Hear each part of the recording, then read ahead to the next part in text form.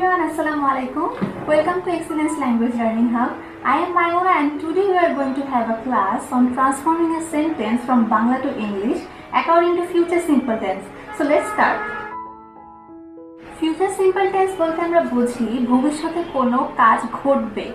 ভবিষ্যতে কোনো কাজ যদি ঘটে থাকে সেক্ষেত্রে আমরা দুটি আলাদা ওয়ার্ড ইউজ করি, সেটি হচ্ছে শ্যাল অথবা উইল। প্রেজেন্ট সিম্পল টেন্স এবং পাস্ট সিম্পল টেন্সের মতো আমরা ফিউচার সিম্পল টেন্সে একটি স্ট্রাকচার ফলো করি। আসুন দেখি স্ট্রাকচারটি কি হবে। সাবজেক্ট প্লাস শ্যাল অথবা উইল প্লাস ভার্বের ফার্স্ট ফর্ম প্লাস অবজেক্ট, অর্থাৎ সেন্টেন্সের শুরুতে একটি সাবজেক্ট থাকবে, তারপরে একটি ওয়ার্ড শ্যাল অথবা উইল যোগ হবে এবং তারপরে ভার্বের মেইন ফর্ম বসবে অর্থাৎ ভার্বের ফার্স্ট ফর্ম বসবে এবং লাস্টে একটি অবজেক্ট থাকবে। আসুন দেখে নিই কয়েকটি এক্সাম্পল। যেমন সে সেখানে যাবে।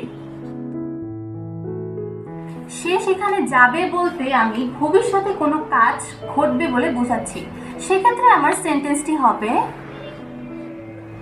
হি উইল গো দেয়ার। আরেকটি এক্সাম্পল দেখতে পারি, আমি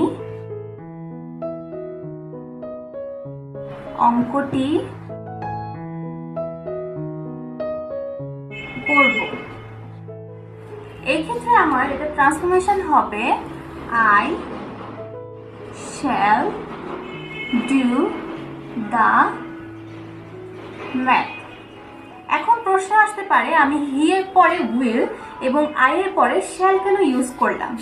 নোট হিসেবে আমরা লিখে নিব, আমরা শুধুমাত্র পার্সন, যেহেতু আমরা তিনটি পার্সন জানি, ফার্স্ট পার্সন, সেকেন্ড পার্সন এবং থার্ড পার্সন।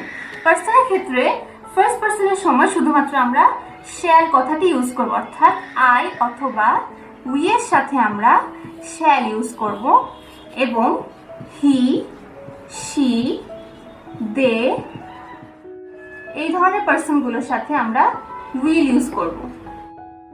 সেই ক্ষেত্রে আমরা এখানে হি এর পরে উইল ইউজ করেছি এবং আই এর পরে শ্যাল ইউজ করেছি। আগের ক্লাসে আমরা নেগেটিভ এবং ইন্টারোগেটিভ কিছু সেন্টেন্স দেখেছিলাম, আজকেও নেগেটিভ এবং ইন্টারোগেটিভ সেন্টেন্স দেখব। আসুন দেখে নিই ফিউচার সিম্পল টেন্সকে কিভাবে আমরা নেগেটিভ এবং ইন্টারোগেটিভই ফলো করতে পারি।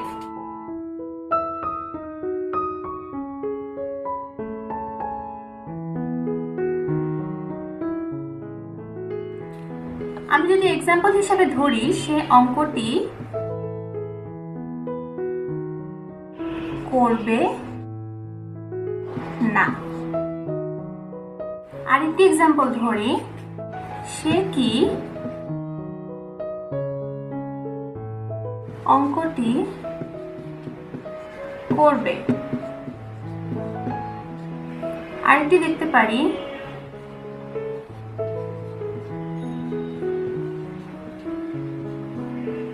আমি কি অঙ্কটি করব না।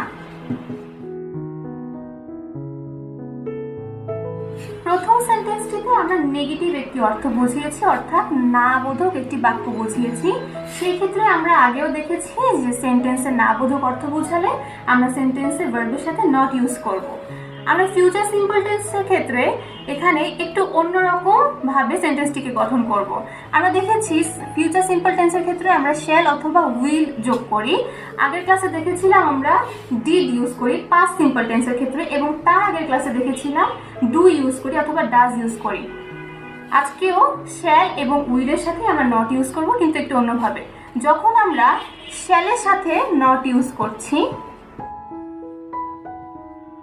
তখন সেটাকে আমরা প্রকাশ করছি শ্যান্ট হিসেবে, এবং যখন আমরা উইলের সাথে নট ইউজ করছি তখন আমরা একে প্রকাশ করছি ওন্ট হিসেবে।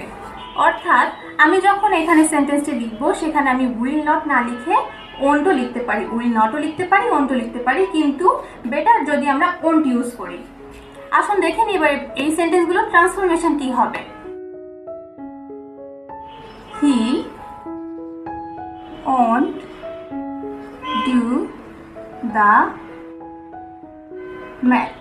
সেকেন্ড যে সেন্টেন্সটি আছে সেখানে আমরা দেখতে পাচ্ছি সে কি অঙ্কটি করবে। এখানে কি বলতে আমরা ইন্টারোগেটিভকে বোঝাচ্ছি, অর্থাৎ সেন্টেন্সটি আমার ইন্টারোগেটিভ। ইন্টারোগেটিভের ক্ষেত্রে আমরা আগেই দেখেছি আমাদের সেন্টেন্সের শুরুতে ভার্বটি আসে এবং ভার্বের পরে আমরা সাবজেক্টকে ইউজ করি। সেই ক্ষেত্রে আমাদের এখানে সেন্টেন্সটি হবে will he do the math। এবং লাস্ট সেন্টেন্সটি হচ্ছে আমি কি অঙ্কটি করব না। আমি কি অঙ্কটি করব না, এখানে আমি কি এবং না দুটি কথা ইউজ করেছি। কি বলতে আমার ইন্টারোগেটিভ বোঝাচ্ছে এবং না হচ্ছে আমার নেগেটিভকে বোঝাচ্ছে। যখন সেন্টেন্সে আমার ইন্টারোগেটিভ এবং নেগেটিভ দুটোই থাকবে তখন সেন্টেন্সটি আবার হবে আমার নেগেটিভ ইন্টারোগেটিভ। নেগেটিভ ইন্টারোগেটিভের ক্ষেত্রে আমরা সেন্টেন্সটিকে গঠন করার সময় শুরুতেই ভার্ব আনবো এবং ভার্বের সাথে একটি নট ইউজ করব। সেই ক্ষেত্রে আমাদের সেন্টেন্সটি হচ্ছে won't I do the math।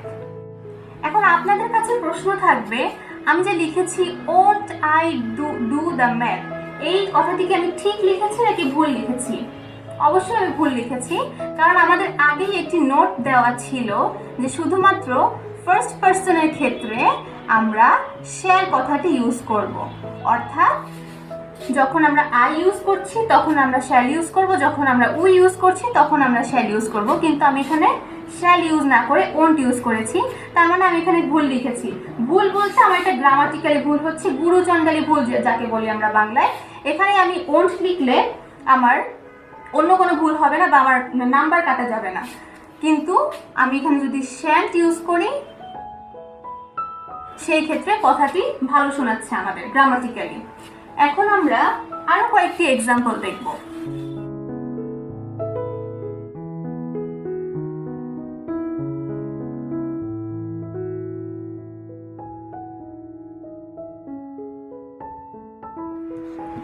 আমি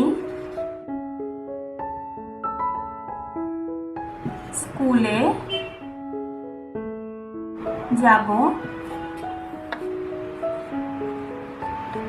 সে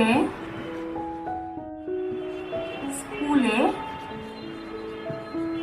যাবে না, তারা কি স্কুলে যাবে। এবং লাস্ট হচ্ছে তুমি কি স্কুলে যাবে না। এখানে আমি চারটি সেন্টেন্স লিখেছি। প্রথম সেন্টেন্সটি হচ্ছে আমি স্কুলে যাব। ফিউচার সিম্পল টেন্স করলে রুলস ওয়াইজ আমাদের সেন্টেন্সটি হবে I shall go to school. তারপরে সেন্টেন্সটি হচ্ছে সে স্কুলে যাবে না, অর্থাৎ আমাদের সেন্টেন্সটি নেগেটিভ। যখন নেগেটিভ বুঝেছি তখন আমাদের ভার্বের সাথে একটি নট ইউজ হচ্ছে। এই ক্ষেত্রে সেন্টেন্সটি হবে she will not go to school। Third সেন্টেন্সটি দেখতে পাচ্ছি আমরা ইন্টারোগেটিভ সেন্টেন্স। ইন্টারোগেটিভ সেন্টেন্সের ক্ষেত্রে আমরা ইউজ করব ভার্বটিকে শুরুতে এবং ভার্বের পরে আমাদের সাবজেক্ট ইউজ হবে। তারা কি স্কুলে যাবে, will they go to school। এবং লাস্ট সেন্টেন্সটি হচ্ছে তুমি কি স্কুলে যাবে না, অর্থাৎ সেন্টেন্সটি আমাদের ইন্টারোগেটিভ এবং নেগেটিভ। নেগেটিভ ইন্টারোগেটিভের ক্ষেত্রে আমরা ভার্বের সাথে একটি নট ইউজ করব এবং ভার্বটি আমাদের শুরুতে থাকবে। তাহলে সেন্টেন্সটি হচ্ছে won't you go to school।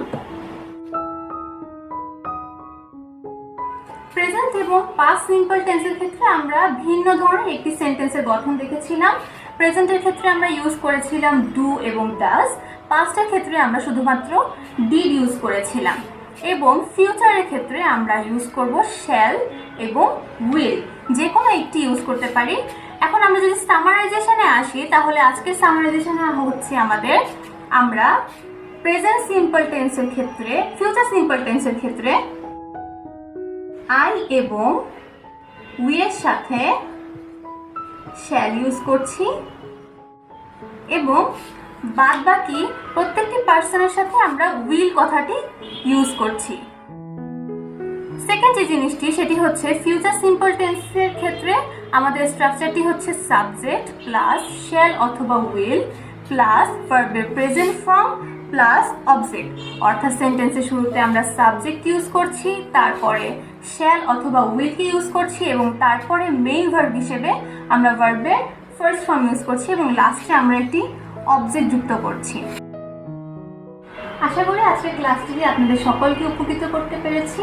এই ক্লাস সংক্রান্ত কোনো প্রশ্ন থাকলে আমাদেরকে অবশ্যই কমেন্ট বক্সে কমেন্ট করবেন এবং আমাদের ভিডিওটি যদি ভালো লেগে থাকে তাহলে অবশ্যই লাইক এবং শেয়ার করবেন। ধন্যবাদ সবাইকে। আসসালামু আলাইকুম।